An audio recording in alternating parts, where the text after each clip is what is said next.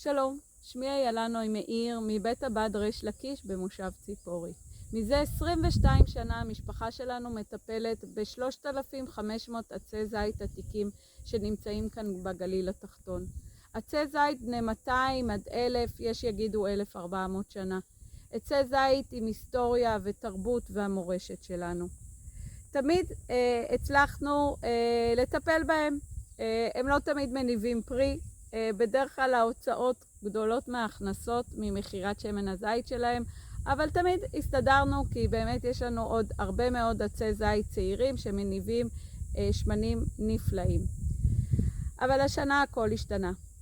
שריפה שפרצה וקילתה מעל 50 עצי זית עתיקים ועוד 200 עצי זית צעירים שלנו גרמה לשינוי. מלחמה ארוכה, אין תיירים שמגיעים לצפון, גרמה לנו לפתוח בקמפיין, ובאמת תוך שבוע הצלחנו לגייס את הסכום הראשוני, ובזכות הסכום הזה קנינו מכסחות מכניות, ואנחנו מטפלים יחד עם מתנדבים והעובדים שלנו בעשבייה סביב עצי הזית, ואנחנו משקים אותם כל שבועיים 3 עץ עוברים ממכלית.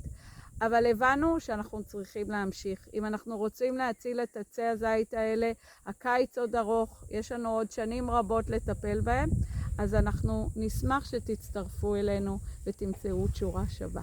תודה רבה.